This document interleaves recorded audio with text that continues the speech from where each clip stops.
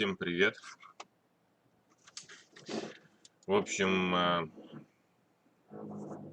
это видео, как и предыдущие видео из этой серии Talks about the Philosophers, Talks about Philosophers, будет на английском преимущественно и на русском. Хотя, грубо говоря, 50 на 50. И на том, и на том. So this video is gonna be half 50-50 in English and in Russian. Since the material that I'm using for this series of episodes in English, so pretty much it's gonna be way more better to do the video in English, but explain it also in Russian, because if someone watches me, they can possibly be English speakers or Russian speakers, and these are the languages that I speak, not only. So pretty much for the starter,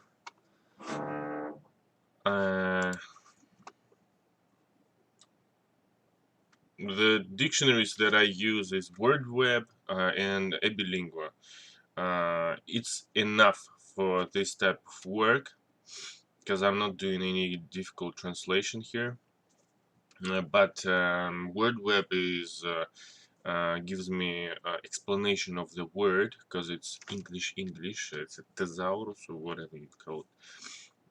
And Ebilingua I use for translation into Russian. So, in the previous videos I spoke about in the previous video was about Annette Baer, a female philosopher, which is interesting. Actually, I'd like to say that my neighbors are doing renovation, and it may be heard from the video, because they're doing drill work there now. So, but I don't think it's too noisy. It's all right. In this video, I'm gonna be doing Mill. It's a philosopher. I'm not sure where from, but as usual, we will have a look about the philosopher, the biography of the philosopher, from Wikipedia. No, sorry, not Wikipedia.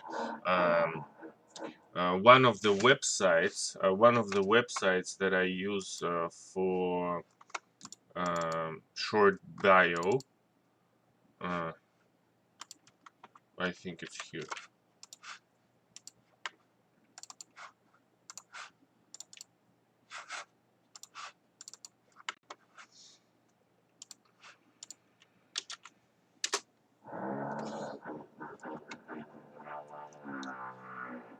So John Stuart Mill, I think he is. John Stuart Mill, yeah, okay. Because I have already heard about this person, because we studied with other guys in Bond Uni in Australia, and I heard about this name. I heard about this philosopher several times at least.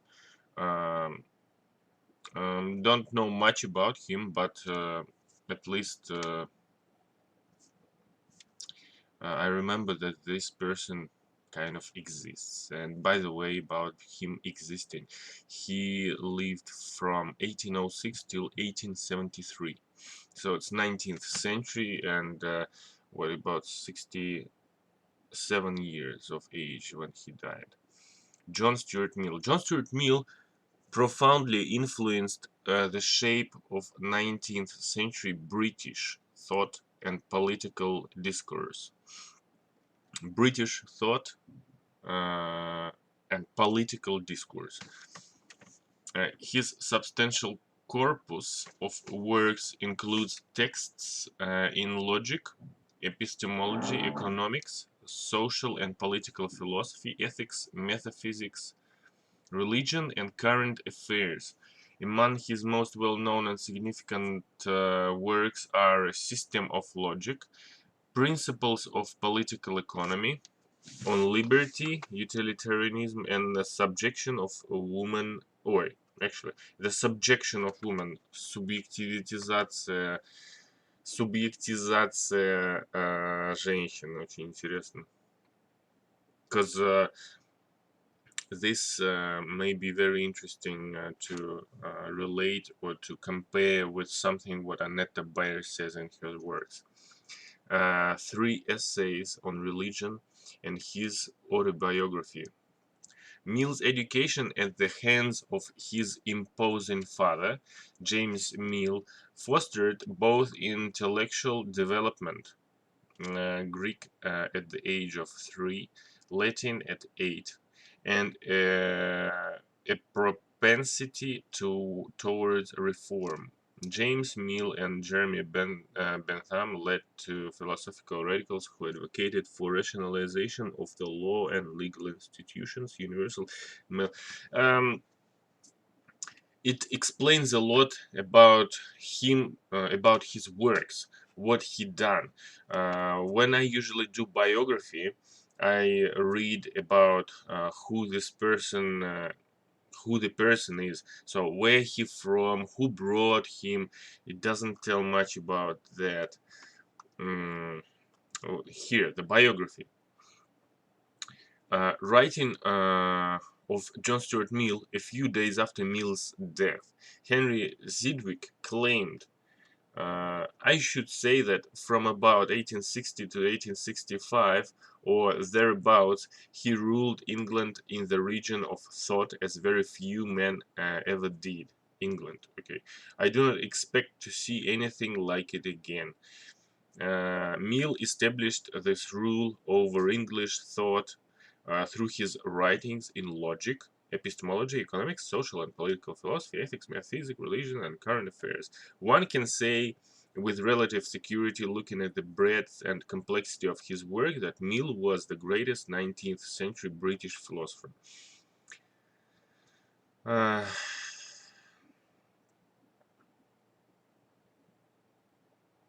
Okay, something is said about the family here. So this rule did not come about accidentally. То есть это не просто так случилось, то что как бы он был очень влиятельным философом и там все таки влиял на британские мысли. It had been planned by his father, James Mill, from the younger Mill's birth on May 20th, 1806. The elder Mill was a towering figure for his eldest child, and Mill's story must be told through his father's. Okay, James Mill was born in Scotland in 1773, so he was from Scotland. To a family or modest means. In 1773, to a family of modest means. Through the patronage of Sir John and Lady Jane Stuart, he was able to attend the University of Edinburgh. Okay, so Sir John, Sir John and Lady Jane Stuart. Who's the... I don't know. Okay. He was able to attend the University of Edinburgh, which at the time was one of the finest universities in Europe. He trained for the Presbyterian ministry under the auspices. What's that? If something is done under the auspices of a particular person or organization, or under someone's auspices, it is done with their протекция, содействие, понятно. With the auspices of admired teacher like Dugald Stewart, who was an effective popularizer of Thomas Reid's philosophy. Okay. So, when I usually do biography, I see the influences and some themes and topics that are also touched in this mm, biography or explanation of the philosopher of his field where he worked at. And this is interesting for me because I sometimes find another philosophers there and I write them down to the list of the philosophers who I may do afterwards as well. Дополнительно. So here I wrote a couple of them. Ой, wait a sec.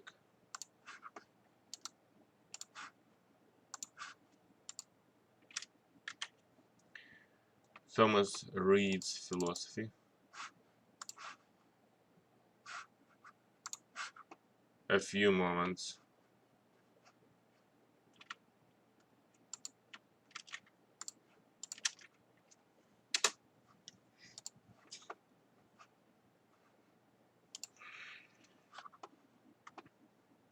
Reid. Thomas Reid. Вот. М?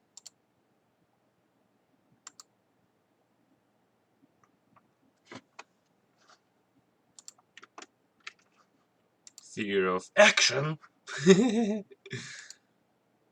Thomas Reid, philosophy of mind. Okay, so it's two philosophies.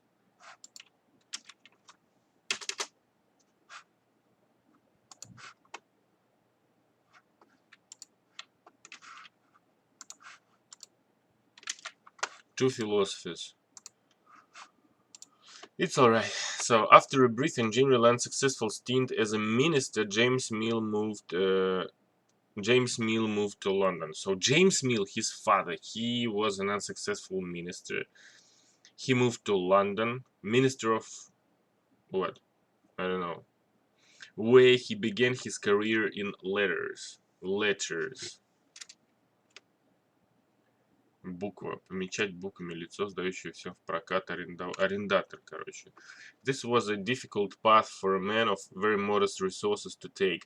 He and his wife Harriet, married 1805, lived without financial security for well over a decade.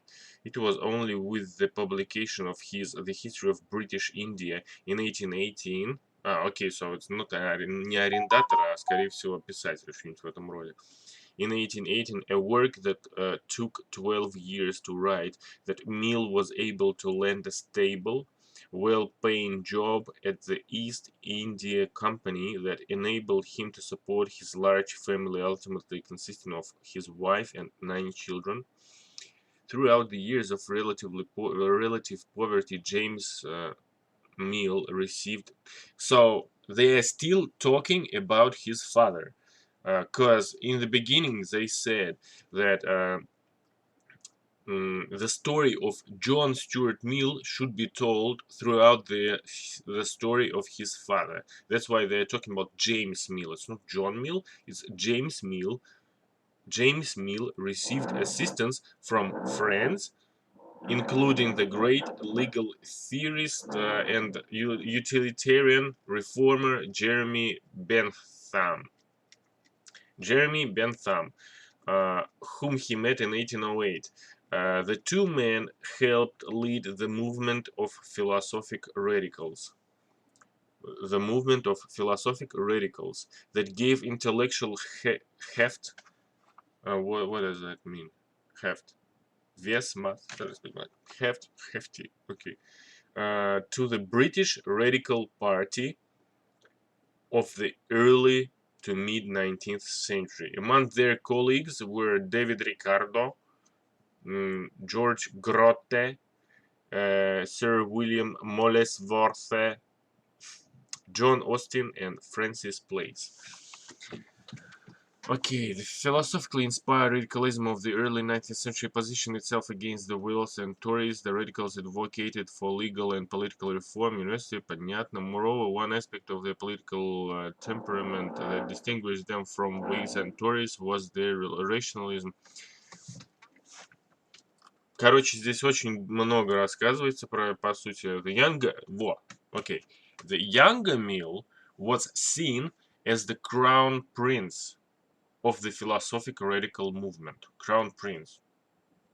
And his famous education reflected the hopes of his father and Bentham. Under the dominating gaze of his father, he was taught Greek beginning at age 3 and Latin at 8. He read histories, many of the Greek and Roman classics, and Newton by 11. He studied logic and math, moving to political economy and legal philosophy in his early teens, and then went on to metaphysics. His training facilitated active command of the material throughout the requirement that he teach his younger siblings, and throughout everything works with his father when the precocious pupil would have to tell his father what he had learned that day. Понятно. His year in France in 1820 led to fluency in French and initiated his lifelong interest in French thought and politics. As he matured, his father and Bentham both employed him as an editor. In addition, he founded a number of intellectual societies and study groups and began to contribute to periodicals, including the Westminster Review. Понятно, то есть, грубо говоря, sometimes when I read about the philosophers, I look what kind of topics they do the works about. And he may have different topics that he does works about, or that he has done or had done the works about, but the thing is that he is connected to politics without any doings. So the thing is, you saw what his father done, so what his father did, what kind of person he was, and John Stuart Mill is the son of his father, and he is connected to the politics even more.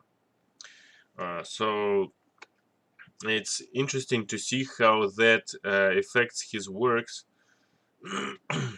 Anyways, this brief biography tells us a bit about him. I'm not gonna read the whole biography, but you know, for at least for one reason, because it tells that he died afterwards, and why would you read that? We can just read what he done and what he does. Probably, like, anyways. So, John Stuart Mill.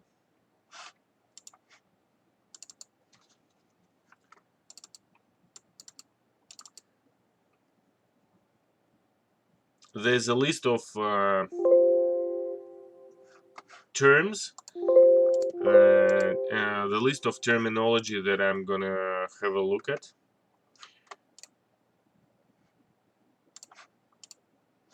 So questions.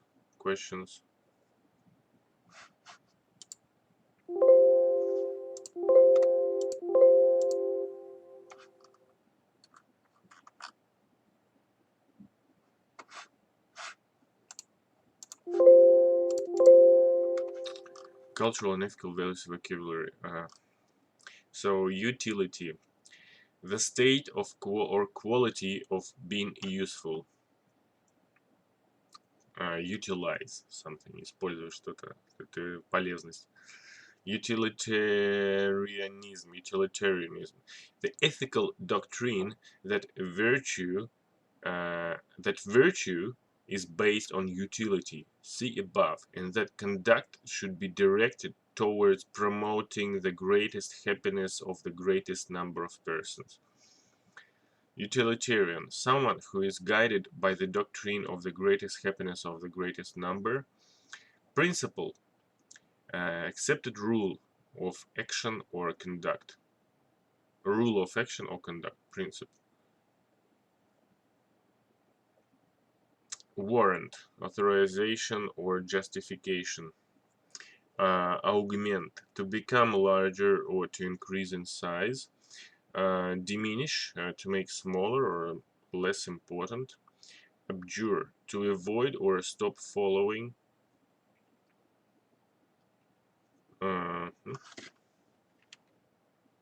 Отказываться, отрекаться. Intensity. The amount of something, the degree or extent to which something is intense. Propinquity. Nearness in place or time. Propinquity. Близость, соседство. Fecundity. The capacity of abundant production. Fruitfulness or fertility. The capacity of abundant production. Fecundity. Плодородие, изобилие. Ну ладно, короче, вот такие вот слова.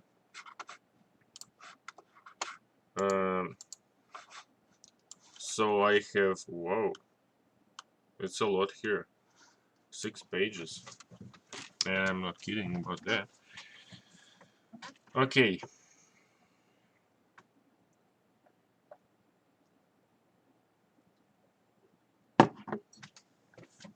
The nature of moral values. Utilitarianism. The two classical sources of utilitarian moral philosophy are Jeremy Bentham, 1748 and 1832, and John Stuart Mill, 1806-1873. So, classical source of utilitarian moral philosophy.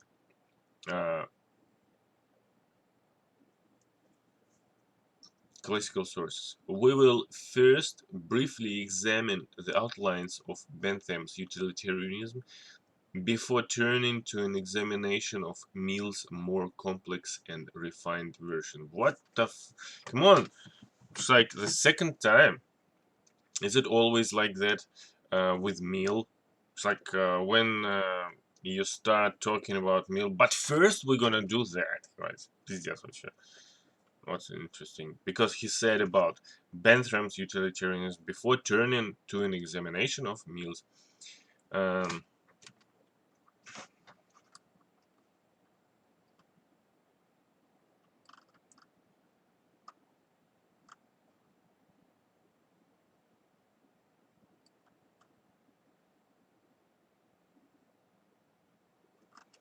Okay, I think it's gonna be better to kind of go straight to the point where it starts about John Stuart Mill, because it says we will first briefly examine the outlines of Bentham's utilitarianism before turning to an examination of Mill's complex and refined version. I am not sure why. Maybe because they worked together. I will write Bentham down. Jeremy Bentham, and go straight to Stuart Mill. If I have some questions, I will probably go and have a look.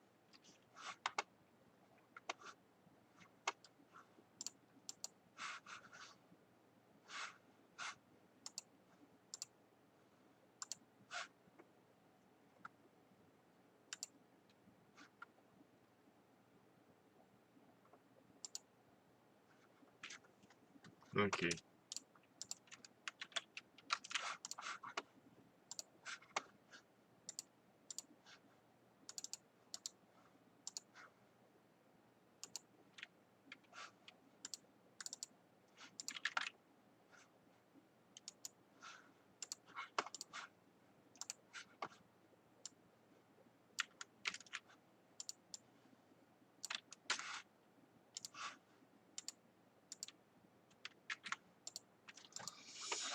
Okay.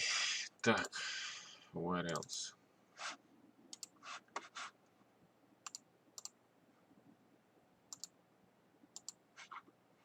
So, John Stuart Mill's two most important contributions to philosophical ethics are utilitarianism and on liberty.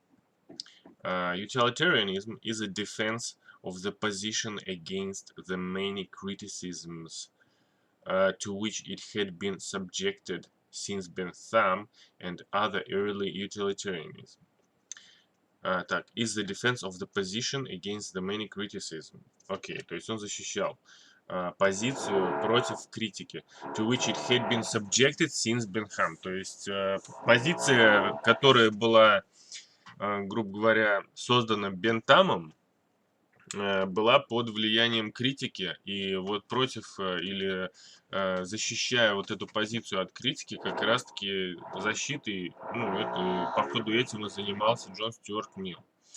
Вот. Хотя бы вот эти вот работы, которые были направлены на это. And other early utilitarianisms, including John Stuart's father, and other early utilitarians, including John Stuart's father, James Mill, first articulated the position. So they kind of placed this position with John Bentham, Jeremy Bentham, and James Mill, who is his father. In the process of defending classical utilitarianism, Mill works out an important and interesting modification of the theory. He states the principle of utility in much the way Bentham had. The creed which accepts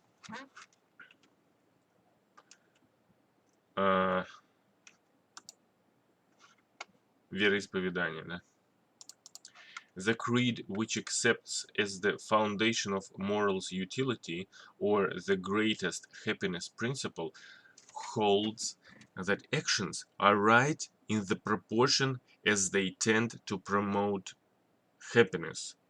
So, the more happiness it does, the more right it is. Okay, probably.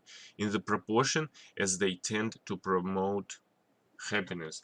Wrong as they tend to promote the reverse of happiness. And they become wrong as soon as they promote the reverse of happiness. By happiness is intended pleasure and the absence of pain. By unhappiness, pain and the privation of pleasure. Okay, so this reminds me about other philosophers who I read about, so it's kind of connected to other ones, especially the absence of pain and happiness. So this is to be an impartial standard.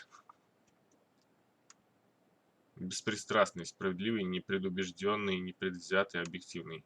This is to be an impartial standard. No person's happiness counts for more than anyone else's.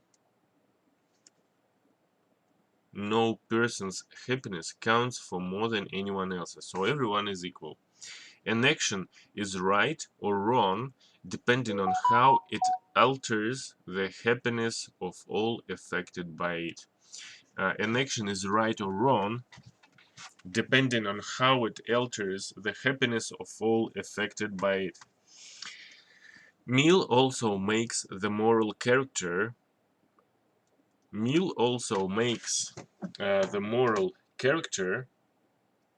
of actions independent of the motives or will that underlies them,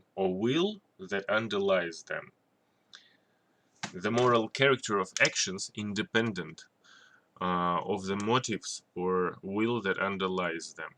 If a person saves a drowning man, says Mill, it is a right action, whether or not the person did it from noble motives.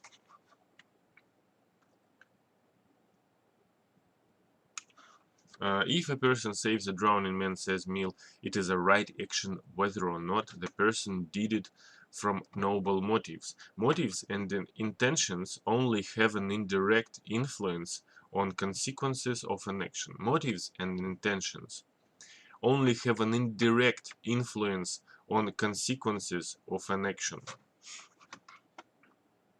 There are also other philosophers in the videos that I made who talk about consequences, and as far as I remember, the topic of consequences was spoken about by Kant, and I think it's said that the consequences may be very bad, but it doesn't matter that they may be well, actually, I don't remember. But better watch in the video about Kant and the consequences that he talks about. So I'm pretty sure that it's the video with the Kant. Motives and intentions only have an indirect influence on consequences of an action. Unlike Bentham, who thought that the only morally relevant distinctions between kinds of pleasures were all quantitative, Bentham, who thought that the only morally relevant distinctions between kinds of pleasures were all quantitative, Mill draws a qualitative distinction between higher and lower pleasures. Higher pleasures are not greater or more intense or more stable, reliable, and long-lasting than lower pleasures. These latter three aspects being Epicurus's reasons for giving pleasures of the mind a preference over pleasures of the body.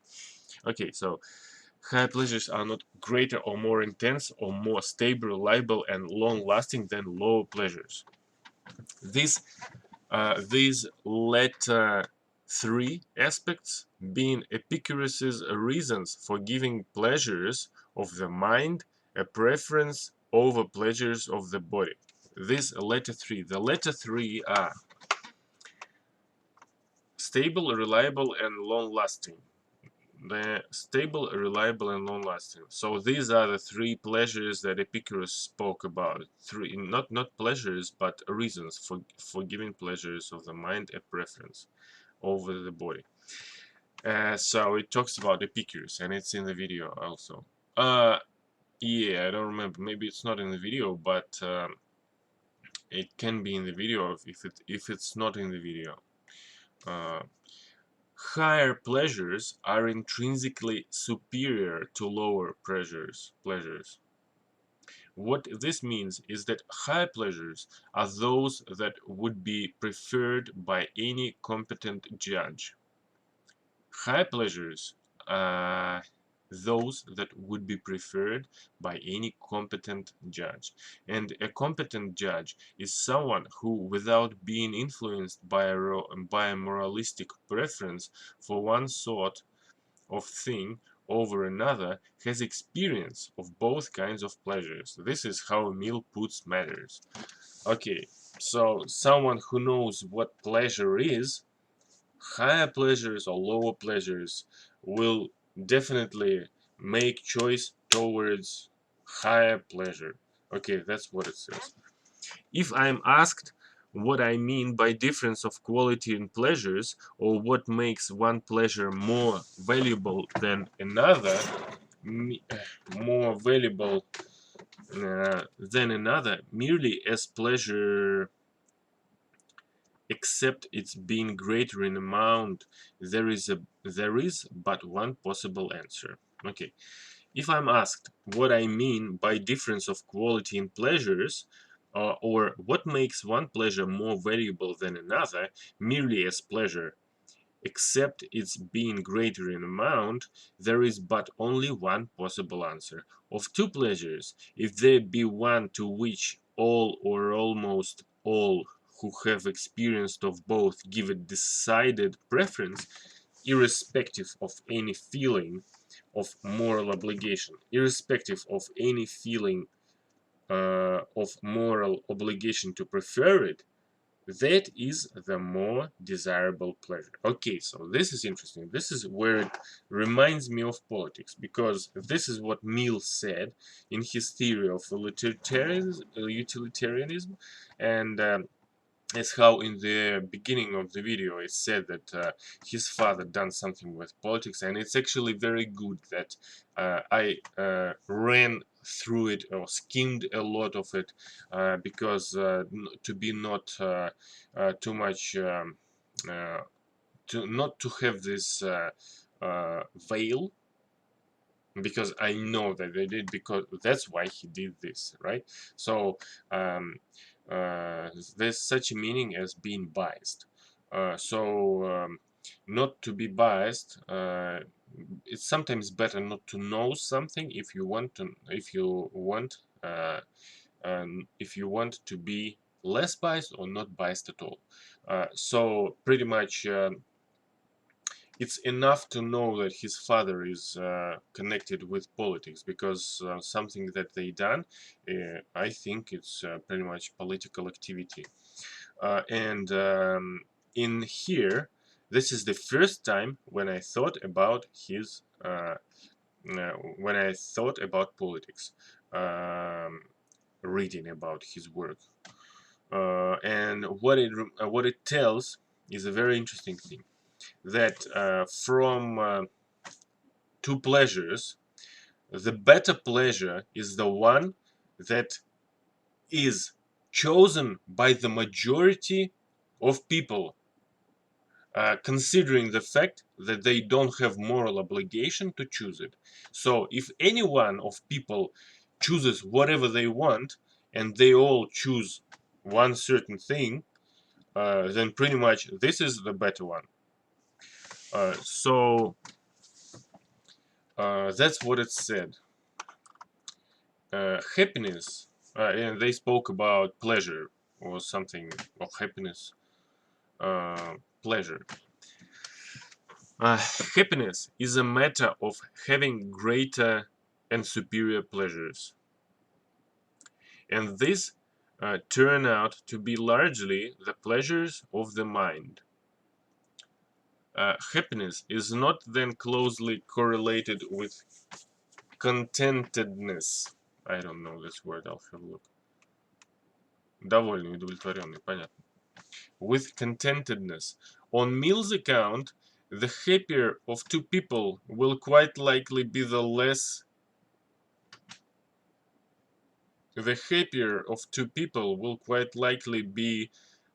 content and the less satisfied with their life.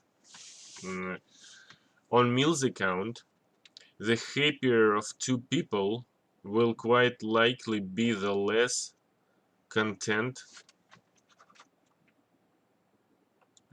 Суть, существо, сущность, значение, удовлетворенность, довольство. Will quite likely be the less content and the less satisfied with their life.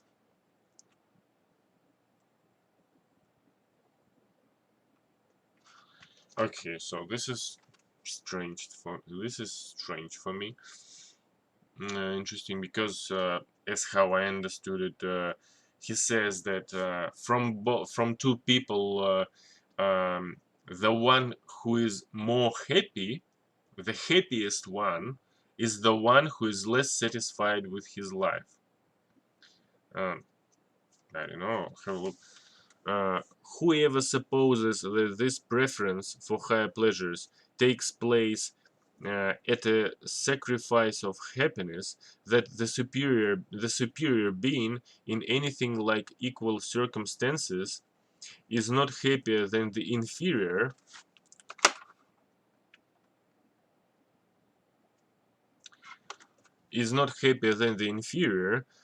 confounds the two very different ideas of happiness and content.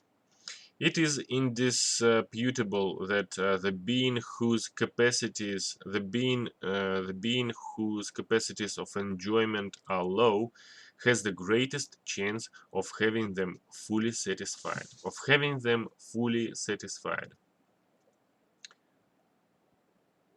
has the greatest chance of having them fully satisfied. Okay, it is indisputable that the being whose capacities of enjoyment are low,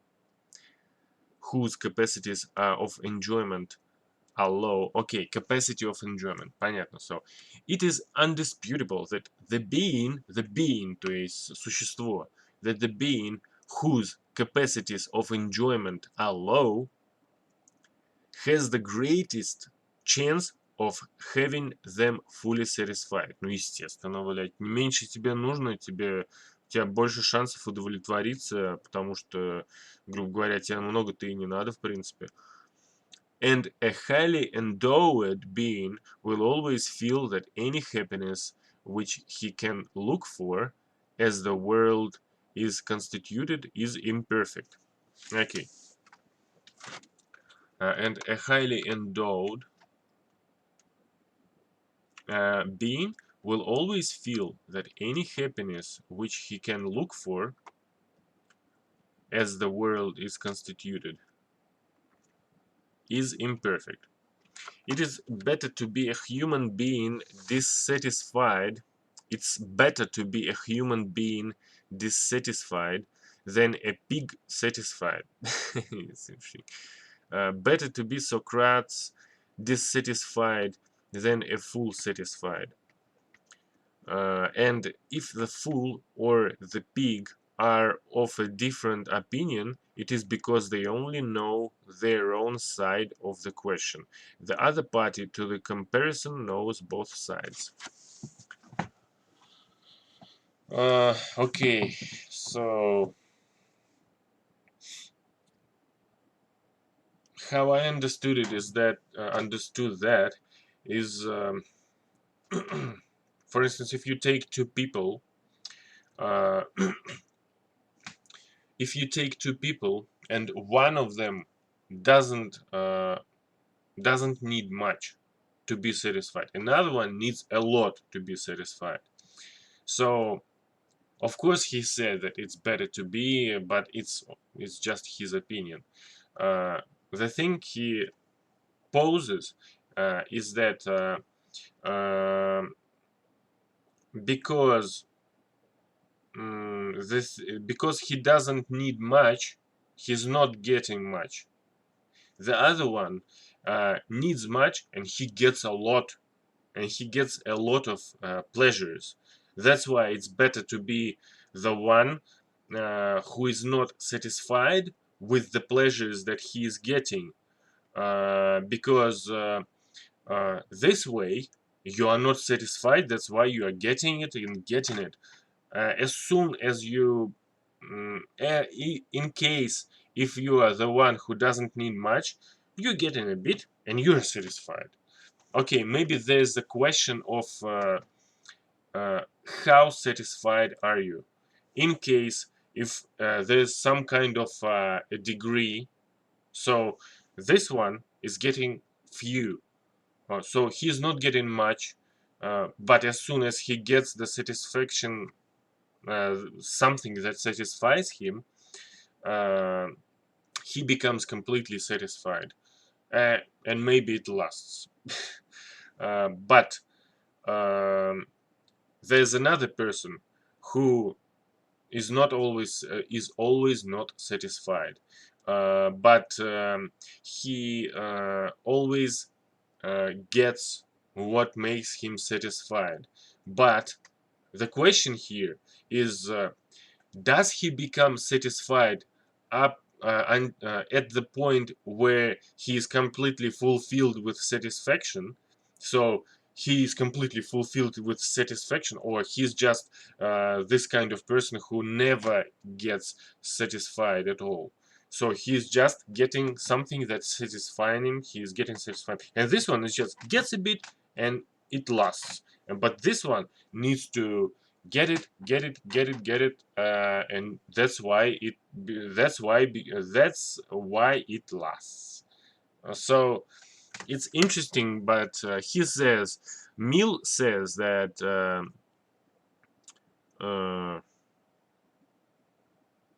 it's better to be a human being dissatisfied than the other one who is satisfied. I don't know. Mill's version of utilitarianism makes judgments of right action even harder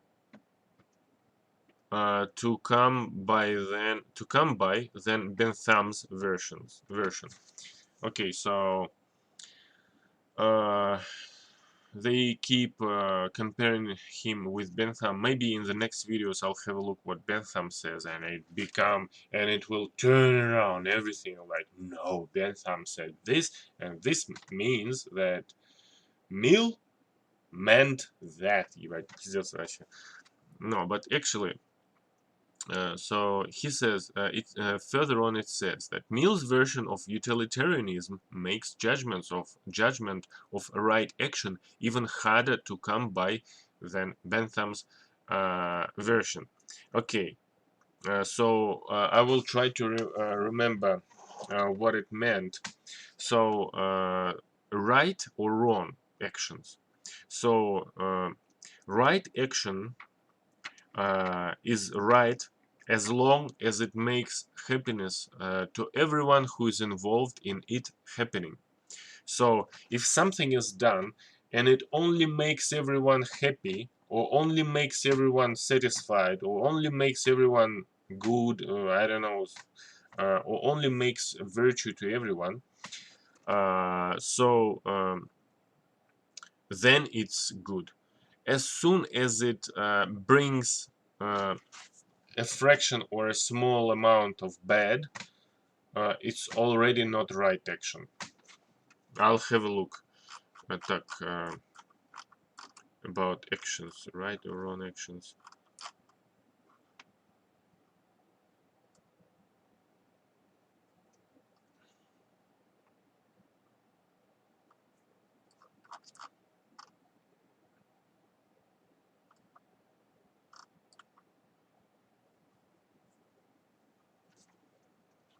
Happiness, yeah, happiness. So this is what it says. Um, Actions are right in the proportion as they tend to promote happiness, wrong as they tend to promote the reverse of happiness. Okay, so I'll highlight it.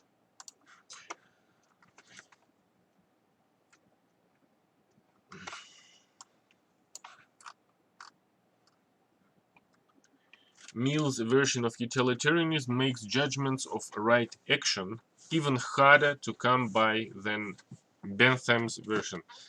But he also insists upon the principle as the standard of rightness. Upon the principle as the standard of rightness, not a decision procedure. Let's have a look at the principle.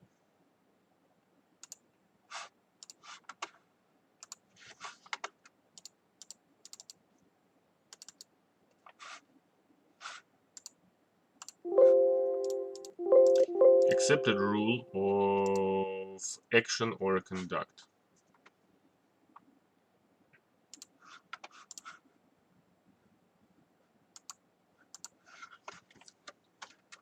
But he also insists upon the principle as the standard of rightness, not a decision procedure. So it's accepted rule of action or conduct.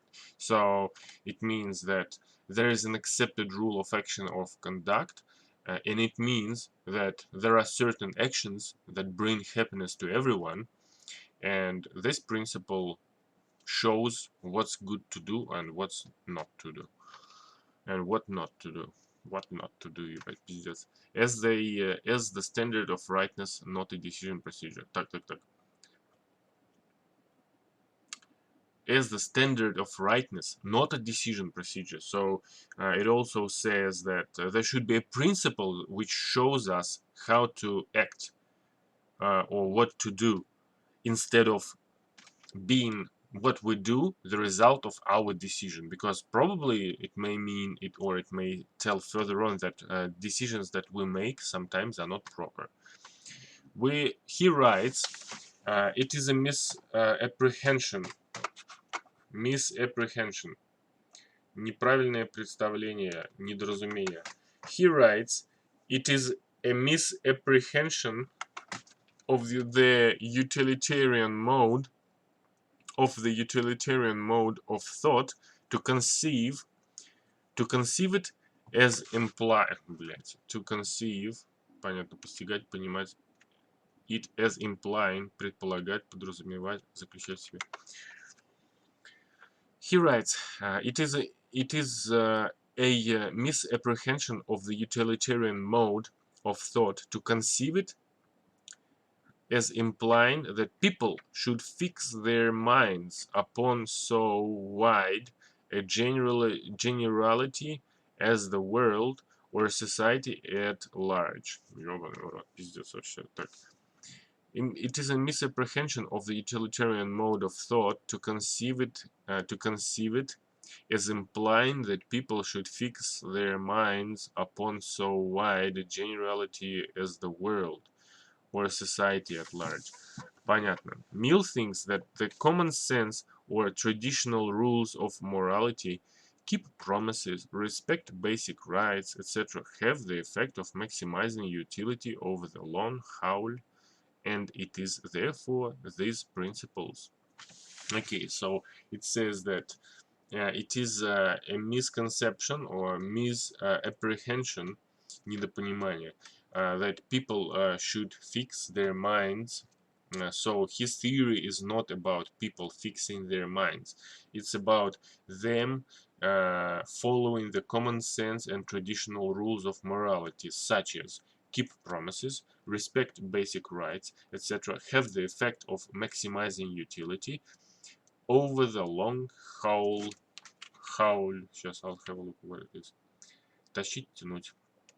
Over the long haul, and it is therefore these principles. Mill calls them secondary principles that we should consult when deciding how to act.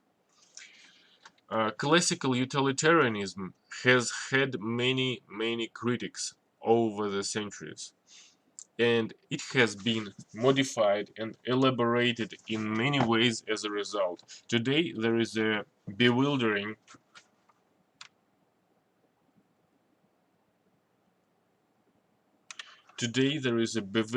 variety of forms of utilitarianism.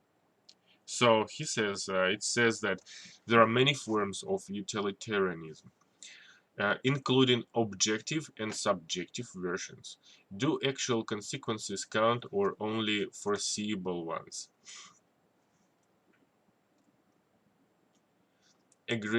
Aggregative and pluralistic versions. Is there one basis for good consequences? Example, happiness. Or is there one basis for good consequences? Example, happiness or preference, satisfaction. Or are there many bases for judging a consequence good or bad? Example, happiness, knowledge, friendship, beauty. So it says about different versions of utilitarianism. There is also an important distinction between act utilitarianism and rule utilitarianism. Act utilitarianism, act utilitarians hold that each action is right only if it maximizes good consequences. Rule utilitarianism, Rule utilitarians hold that an action is right only if it falls under the right kind of rule. The right kinds of rules are determined by their consequences. The right kinds of rules are determined by their consequences. In example, the consequences of the rule if they were generally complied with. There is a considerable scholarly dispute over whether Mill is an act utilitarian or a rule utilitarian, or perhaps neither. Mill himself did not use these terms or make clear distinctions between these different kinds of utilitarianism. His text is not completely clear on the issue, thus the room for scholarly debate. Понятно. let us turn from a discussion of utilitarianism to Mill's views on freedom and autonomy, or as Mill calls it, liberty. What are Mill's views about liberty?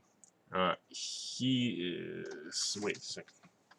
So here it all again reminds me of politics, and um, I'm not biased towards politics, but sometimes I thought that maybe it's better not to get into politics. Um, but the thing here is that this is the second time it reminds me about the politics, and I still know something, and I know that there was this what was 100-year war, and 100-year war between Scotland and England, Шотландия, Anglia. I'm pretty sure that it was between them, and uh, and his father is Scottish, as far as I remember from the beginning of this video when I read. And when it comes to the uh, state or something, it also it may be connected with the liberty, because it's freedom, and we have everyone has views of freedom pretty much, but what if one country has the view of freedom, such as for instance we are able or we are allowed to go anywhere. We're allowed to go anywhere and do anything we want, um, and this is freedom. And the other state or country that's near them doesn't have the same view. They do not divide the same view with them, and they don't think that other people are allowed to their country. They think that freedom is that we're here, we don't give a damn about what's happening everywhere else, and here we do anything we want. And this may bring to a collision between the views. So I'm not sure how proper it is, how right that is. Maybe it was between other countries, but yeah, I can go check the 100-year war. Why I'm telling about that is because I think that this is very important to say. Considering that further on it's going to be spoken about the liberty. Wait, yeah, second.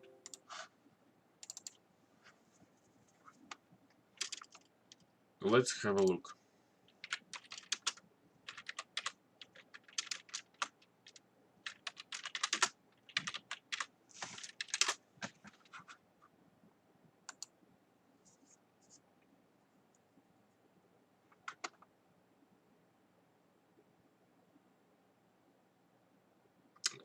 And between France, yeah. Anyways, it's 100 years.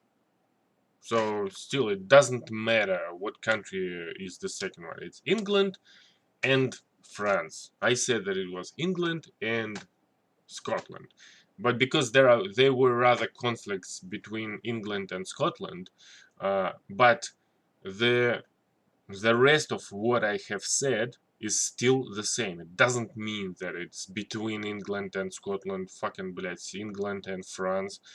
Uh, the main thing that I have said is still the same, and it the 100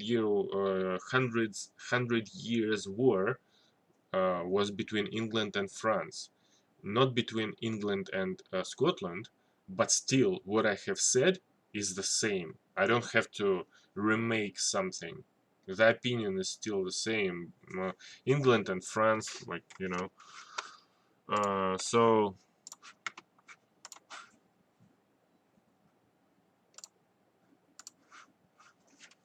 further on it goes about liberty. Let us turn from a discussion of utilitarianism to Mill's views on freedom and autonomy, or as Mill calls it, liberty. So Mill calls liberty, it's a freedom and autonomy. What are Mill's views about liberty? His essay on liberty is one of the greatest statements of the liberal tradition, which emphasizes the rights and autonomy of individuals over the interests of the state. So it's the rights and autonomy of individuals over the interests of the state or the community in general. Mill is concerned to protect individuals from coercive, насильственный, принудительный, да, точно. Mill is concerned to protect individuals from coercive state regulation and control and from the tyranny of the majority in public opinion. The basic principle that Mill appeals to is now come to be called the harm principle. Here is Mill's statement of it. I think that considering what was said here, I reckon that Mill will be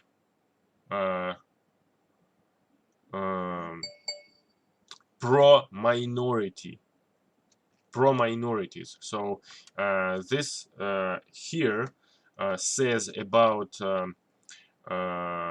the coercive control and regulation of and tyranny of majority over what? Over minority. So probably he says that there should be freedom and autonomy of individuals. So majority shall not control and regulate the individual. So the basic principle that Mill appeals to is now come to be called the harm principle. Here is people's statement of it. So harm principle, принцип вреда.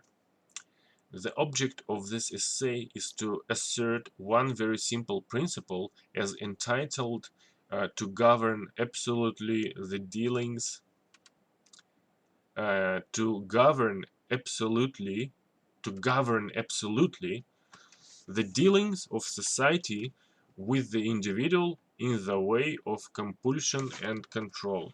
In the way, govern completely the dealings of society with the individual, the dealings of the society with the individual in the way of compulsion and control. Compulsion — это, по-моему, что-то вроде наказания, да? Сейчас, секундочку. Принуждение, да, вот. Насилие, вот. In the way with the individual, in the way of compulsion and control, whether the means be physical force in the form of legal penalties, physical forms in the way of legal penalties, or the moral coercion of public opinion. Так, окей, понятно. Govern absolutely the dealings, то есть, ну, понятно, в принципе. That principle is that the sole end for which mankind are warranted, individually or collectively, in interfering with the liberty of action of any of their number, is self-protection. Okay, the principle is that the sole end for which mankind are warranted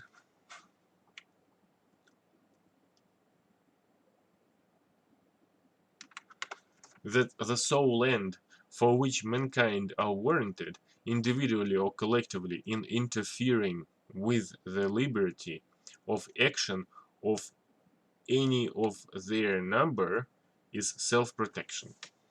That the only purpose for which power can be rightfully exercised over any member of a civilized community against his will is to prevent harm to others. His own good, either physical or moral, is not a sufficient warrant. His own good, either physical or moral, is not a sufficient warrant. He cannot rightfully be compelled. Заставлять, вынуждать, принуждать. He cannot rightfully be compelled to do or forbear, сдерживать, or forbear, because it will be better for him to do so, because it will make him happier, because in the opinion of others, to do so would be wise or even right.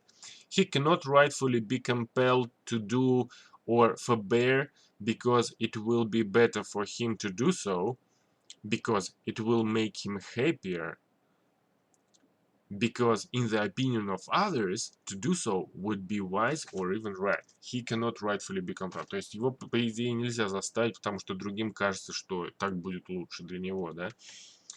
To justify that, the conduct form, which it is desired to deter him,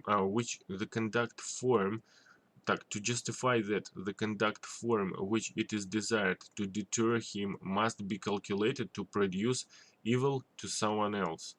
Must be calculated. The only part of the conduct of anyone for which he is amenable, ответственный, amenable, ответственный, for which he is amenable to society, the only part of the conduct of anyone for which he is amenable to society is that which concerns others. Окей, то есть, ебать, пиздец, вообще тут похуй вообще, что ты будешь делать по отношению к себе. Вот. Если это касается других, значит ты, сука, ебать, ответственный. Если ты, блядь, делаешь только по отношению к себе, значит нам плевать вообще, что ты там делаешь. Можешь себе, блядь, я не знаю. Так, the only part of the conduct of anyone for which he is amenable to society is that which concerns others. То есть, in the part of which merely governs himself, his independence is of right absolute, over himself, over his own body and mind. The individual is sovereign. Ну, понятно. То есть, Mill is introducing a distinction between the private sphere.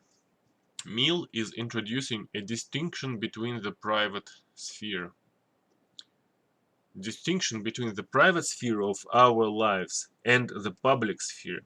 The private sphere includes that portion of a person's life and conduct which affects only himself, or it also affects others, or if it also affects others, only through their free, voluntary, and undeceived consent and participation. Понятно, блядь. The portion of a person's life and conduct which affects only himself, or if it also affects others, only through their free, voluntary, and undeceived consent and participation. The private sphere should be complete. That's why they have what it calls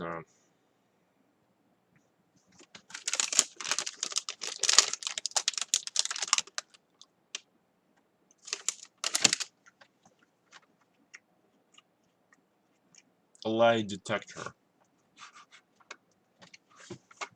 How can you know that it's an undeceived consent?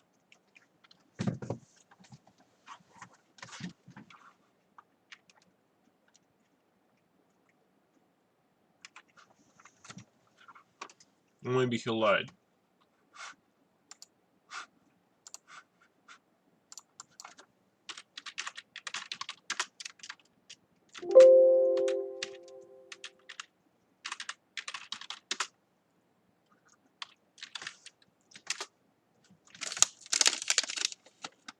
Lie detector, да, точно, действительно. Полиграф, ёб твою мать, нахуй.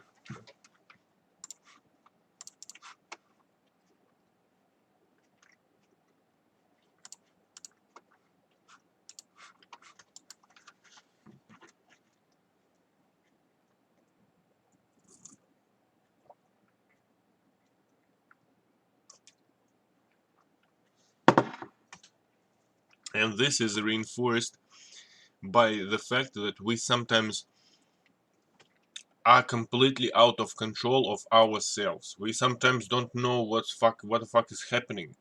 We don't know what we're doing, блять. And put on drugs on top of that and, блять, forget about this shit, нахуй, блять.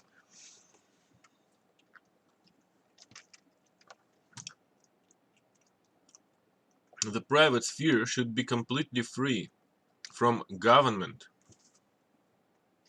or community interference.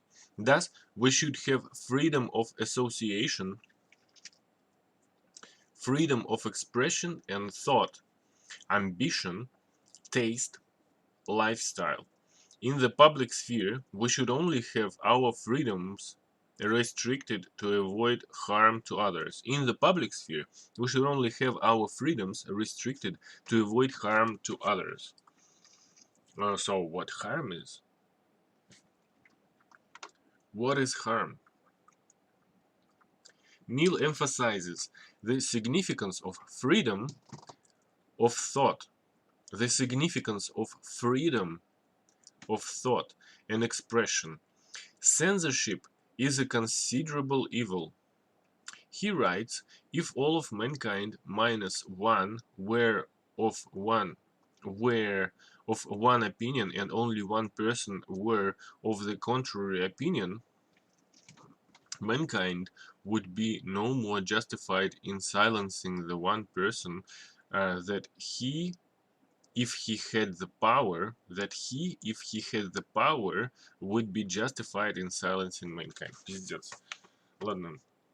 Mill emphasizes the significance of freedom of thought and expression. Censorship is a considerable evil. He writes, if all of mankind minus one were of one opinion, блять, не were, а were, скорее всего. He writes, if all of mankind minus one were of one opinion and only one person was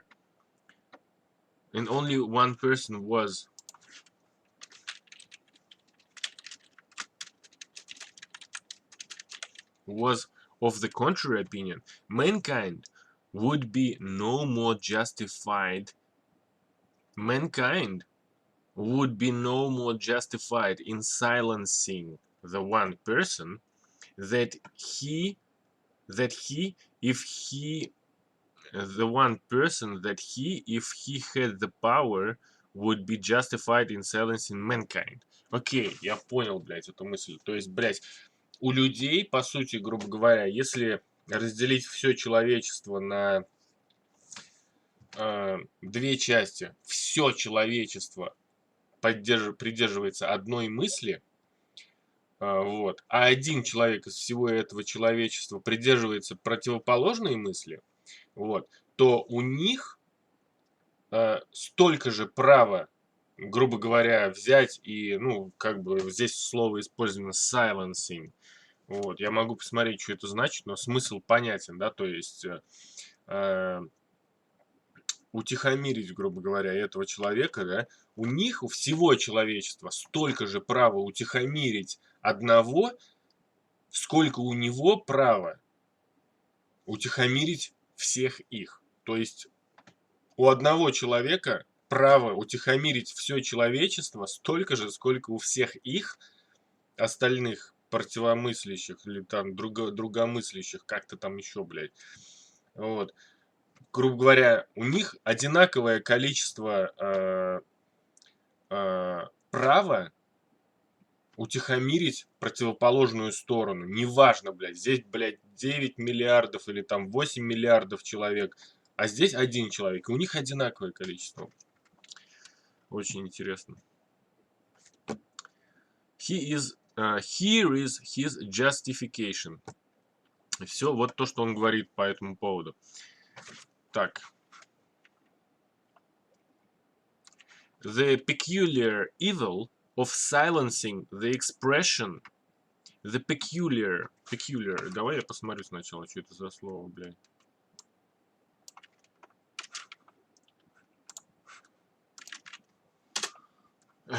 Markedly different from the usual. Beyond or deviating from the usual or expression. Понятно. Так. The peculiar evil of silencing the expression of an opinion is that it is robbing the human race, posterity, потомство, posterity, as well as the existing generation, those who dissent from the opinion, still more those who hold it, still more those who hold it. If, понятно, то есть, if the opinion is right, they are deprived of the opportunity of exchanging error for truth. If wrong, they lose. What is almost as great a benefit, the clearer perception and livelier impression of truth. Так, what is almost as great a benefit, the clearer perception and livelier impression of truth produced by its collision with error. Понятно. То есть, ну, в принципе, очень интересно. The peculiar evil of silencing the expression of an opinion is that it is robbing the human race, posterity as well as the existing generation, those who dissent from the opinion, that the ancestors have. Still more those who hold it, and they hold the same opinion, maybe. If the opinion is right, they are deprived of the opportunity of exchanging error for truth. То есть, if the opinion that is being silenced is silenced, then the posterity is deprived of the opportunity of exchanging error for truth, because truth is something that's contrary to error or lie or something else. So if their opinion is right, then it's truthful. If their opinion is silenced or pretty much taken away from them, the opportunity to put truth in contrary to error is taken away from them. So if their opinion was wrong, then they lose. They lose what is almost as great a benefit, the clearer perception and livelier impression of truth. Так. If the opinion is wrong, they lose. Я не понимаю, что значит вот это вот. They lose. What is almost as great a benefit, the clearer perception and livelier impression of truth produced by its collision with error. Ну, короче, бля, понятно. This is a utilitarian style of defense. Note that the value of freedom of expression is in the good that it does. Freedom of expression is in the good that it does, not in the intrinsic worth or moral significance of freedom itself. То есть тут говорится, что это утилитарный стиль защиты, блядь. Я не знаю, как бы защиты. Попробуй, блядь, на улице защитись таким стилем, блядь, как еботину вскроет, ебать, там пиздец вообще, блядь. Вот. Подожди, я использую утилитарный стиль, ебать, нахуй. This is a utilitarian style of defense. Note that the value of freedom of expression is in the good that it does. Freedom of expression is valued because of the good that it does, not because of the intrinsic worth or moral significance of freedom itself. Понятно. Ну ладно, что идет дальше? Is Mill's harm principle compatible with utilitarianism? Ой, бля. We have seen above Mill's utilitarianism's justification of it when concerned with freedom of thought and expression. Так, we have seen above Mill's utilitarian justification of it when concerned with freedom of thought and expression. It is a contentious issue. Дискуссионный, спорный. It is a contentious issue whether this justification succeeds. What about the general application of the harm principle? The main effect of the principle is the rule out the permissibility of paternalistic laws or regulations. The main effect of the principle is to rule out the permissibility of paternalistic laws or regulations. But might not general happiness be often promoted by such laws? Might not general happiness be often promoted by such laws? Mill's response is to suggest that the damage done by paternalistic laws exceeds any possible benefit. We need to consult secondary principles because we cannot apply the utility. We need to consult secondary principles because we cannot apply the utility principle directly. See discussion in paragraphs 5 and 7 above. In public life, we need to follow principles that are clear, easily to follow, not easily fudged. Так. Чушь, выдумка, вранье, подделывать, фабриковать, фальсифицировать, чушь, вздор, чепуха. Not easy to follow, not easily fudged, and not open to abuse. Mill holds that the harm principle is the best of all available such principles from a utilitarian point of view. When governing bodies decide what is in the interests of individuals, they are apt to misjudge the matter. Подходящий, соответственно. They are apt to misjudge the matter.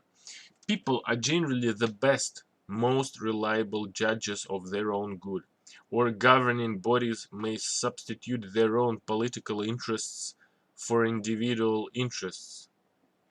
Or governing bodies may substitute their own political interests for individual interests. For example, taxes on cigarettes may be advanced as paternalistic regulation. In essence, we are fining people for smoking. Понятно, в принципе. However, someone might argue that the taxes are really a revenue measure. Да, но как бы здесь вопрос того, что здесь дело в том, что it says about the interests of government. So governing bodies may substitute their own political interests for individual interests. So substitute interests of an individual by their political interests. But how can they do that? and it says that taxes on cigarettes and what else? Fining people for smoking, but it's not about the revenue pretty much. It's about thought. Uh, it may lead to the thought that governments want people to be um, uh, thinking in the way that they want them to think, because governments are kind of controlling the majority or controlling people in the country, right? I'm not saying that it's an absolute truth or something like, but this is what I thought about. I'm not telling that I think that always. I'm just telling what I thought about now. It says that governments want to um, substitute individual interests by the political interests. But how can they do that? They can substitute the way people think. They may substitute it not by cigarettes, by the uh, medical preparates, uh, pills, and all the things.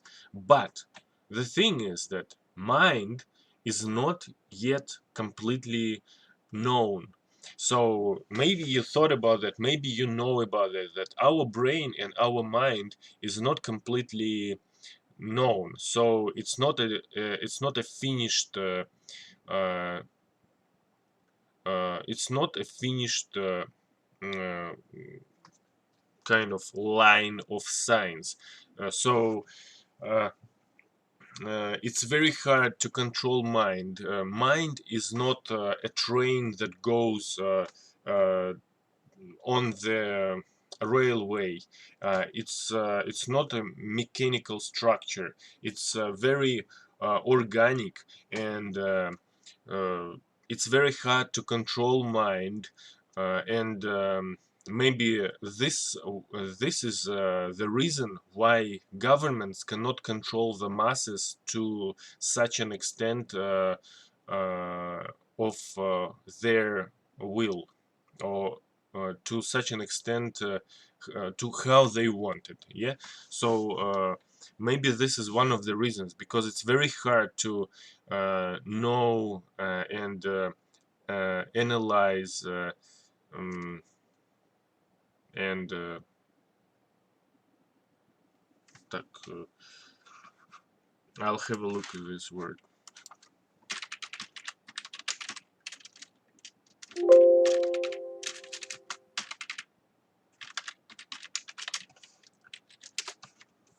Uh, Investigate, explore,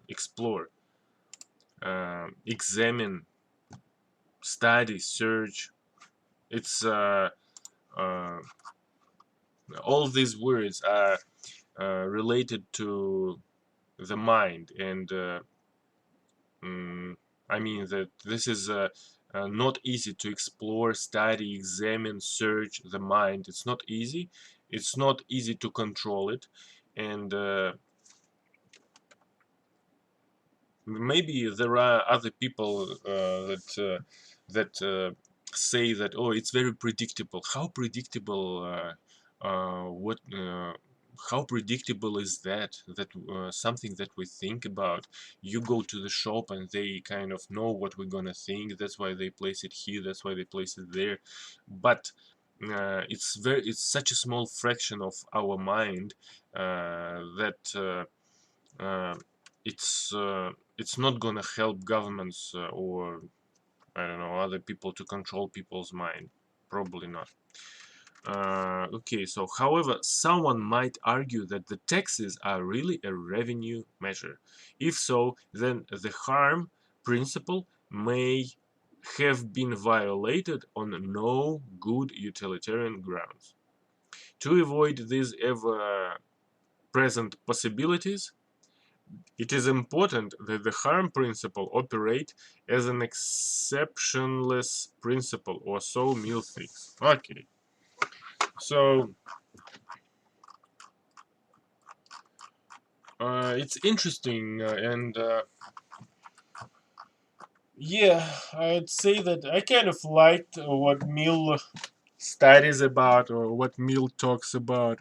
I see the connection with his childhood, that with the way how he was brought. There is connection between earlier philosophers and contemporary philosophers at the time when he lived, and pretty much, or probably, uh, in the next video, or in the further videos, I might probably look at Jeremy Bentham, his co-worker, or someone who he kind of made his uh, works. Um, so I reckon definitely worth reading about John Stuart Mill.